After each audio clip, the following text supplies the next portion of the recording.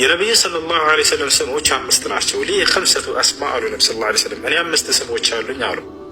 አነ ሙሐመድ ወአነ አሕመድ ወአነ አልማሒ ወአነ አልሐሽር ወአነ አልዓቂብ አሉ።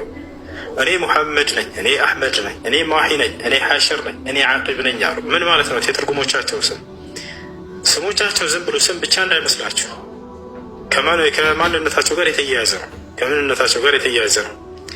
ሌላው ሰው ግን እንደዛ ላይ ሆን ይችላል። ለምሳሌ ሐሰን ልትባል ትችላለህ፣ ጥሩ ነህ፣ ነገር ግን መጥፎ ልትሆን ትችላለህ። ነቢ ሰለላሁ ዐለይሂ ወሰለም ግን ስማቸው ከማንነታቸው ጋር የተያያዘ ነው። አሁን ወደ ትርጉማቸው እንምጣና ዒሳ ለምን አሕመድ የሚለውን መረጠ ወደሚለው እንመጣለን። ዒሳ ለምን አሕመድ የሚለውን መረጠ ወደሚለው እንመጣለን። እኔ ሙሐመድ ነኝ ያሉ ነቢ ሰለላሁ ዐለይሂ ወሰለም። ሙሐመድ ማለት ምስጉኑ ማለት ነው። ምስጉኑ ማለት ነው። ይህን ስም ነቢዩ ሰለላሁ ዐለይሂ ወሰለም የተሰየሙበት ፍጥረታት ሁሉ ስለሚያመሰግኗቸው ነው። አማኞች ሁሉ ዛሬ በምድር ላይ እርሳቸውን መልካምነት ስለሚያውቁ ያመሰግኗቸዋል። ከሃዲያኖች ደግሞ የትንሣኤ ቀን አብረው ከአማኞች ጋር ያመሰግኗቸዋል። ገብቷቸዋል? ለምን የሚያመሰግኗቸው ከተባለ ከሃዲያኖች የዛኔ ለ50 ሺህ ዓመት ፀሐይ ለስንዝር ያክል ቀርባቸው ለ50 ሺህ ዓመት በአንድ ሜዳ ላይ ከቆሙ በኋላ ከዚያ ሁሉ ስቃይና መከራ አማልደው ነቢ ሰለላሁ ዐለይሂ ወሰለም ስለሚገላግሏቸው ምርጃው ጀነት እንዲገቡ ምናምን አይደለም፣ ፍርድ እንዲጀመር ዘንድ ማለት ነው። ከዚያ ከምንቆምበት እባክህን እንደው አማልድን ሙሐመድ ብለው ወደ እርሳቸው ይመጣሉ ሰለላሁ ዐለይሂ ወሰለም። የዛኔ አምላክ አላህ ሆይ ፍርድ እንጀምርላቸው ብለው አላህን ይለምኑላቸዋል። ፍርድ ይጀምራል። ስለዚህ ከዚያ ከባድ የመቆም ጊዜ ስለገላገሏቸው ያመሰግኗቸዋል።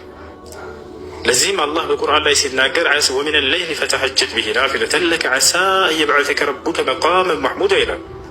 ሙሐመድ ሆይ በዚህ በቁርአን በሌሊት ክፍለ ጊዜ ቁመህ ለእኔ ስገድ በዚህ ይላቸዋል። የምትመሰገንበትንም ስፍራ ላስነሳህ የትንሣኤ ቀን ቃል ገብቼልሃለሁ ብሏቸዋል። የዛኔ የሸፋዓቱል ዑዝማ አው ሸፋዓቱል ኩብራ ታላቁን ምልጃ በሚያደርጉ ጊዜ ነቢ ሰለላሁ ዐለይሂ ወሰለም አማኝም ከሃዲውም ቆሞ ያመሰግናቸዋል። ሙሐመድ የተባሉት ለዚህ ነው፣ ምስጉኑ ማለት ነው።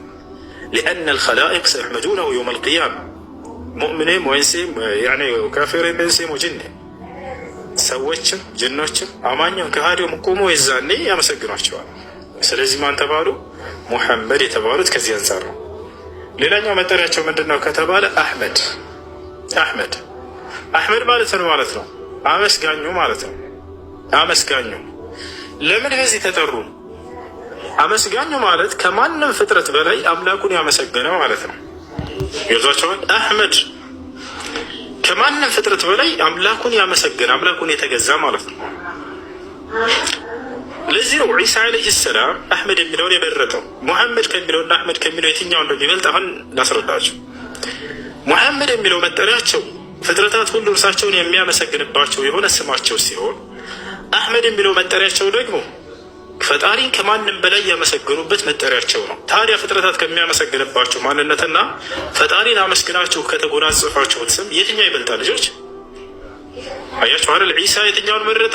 ፍጥረት ከሚያመሰግንባቸው ስማቸው ይልቅ ከሁሉም በላይ ፈጣሪን አመስግነው የተጎናጸፉትን ስማቸውን አሕመድ ይመጣል ከኔ በኋላ ላይ ከማናችንም በላይ አምላኩን የሚያመሰግነው ወደፊት ይመጣል ሙሐመድ እያላቸው ነው።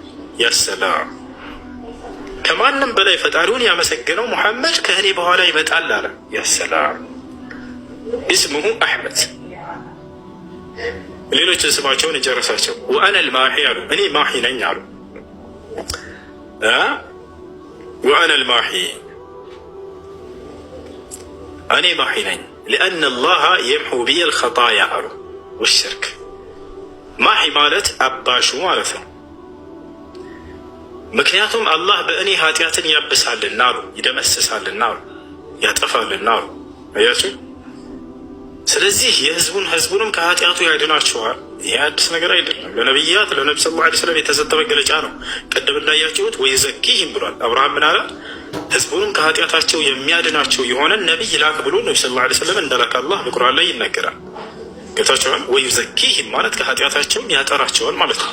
ነቢ ሰለላሁ ዐለይሂ ወሰለም ማሒ ነኝ አሉ። ማሒ ማለት ኃጢአትን የሚደመስስና የሚያጠፋ ማለት ነው።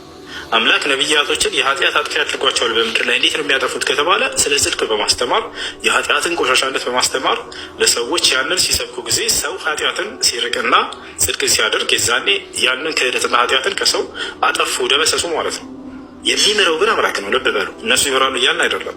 ያንን ኃጢአት ግን እንዲጠፋ ያደርጉታል። በምድር የሰይጣንን አምልኮ እንዲጠፋ ያደርጉታል። እርሱን ተዋግተውት ኃጢአትን ተዋግተው አነልማሒ ያሉት ከዚህ አንጻር ነው። ቀጥለው ምን አሉ? አነልሓሽር አሉ። እኔ አስነሽው ነኝ አሉ፣ ቀስቃሽው ነኝ ማለት ነው። ሊአነ ናስ ዩሕሸሩነ ሚን ተሕቲ ቀደሚ የውም ልቅያማ አሉ ራሳቸው ሲያብራሩት ይህን ስማቸውን። ምክንያቱም የትንሣኤ ቀን ሰዎች ከእኔ እግር ስር የሚቀሰቀሱ አሉ። አያቸው። ነገር ግን እርሳቸው አስነሽ ናቸው ቀስቃሽ ናቸው ብለን እኛ አምላክ ናቸው አንልም። በእኔ የሚያምን አስነሳዋለሁ ስላለ አምላክ ነው። አያስኬድም። እነዚህ ነቢያቶች ሁሉ ይገለጹበታል።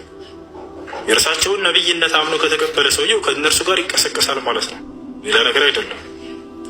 ነገር ግን ከሁሉ በፊት የመጀመሪያው የሚቀሰቀሱትና የሚነሱት ማን ናቸው ከተባለ ነቢ ሰለላሁ ዐለይሂ ወሰለም እኔ የመጀመሪያው ትንሣኤ ነኝ ነው ያሉት። እኔ ትንሣኤ ነኝ አይደለም ያሉት።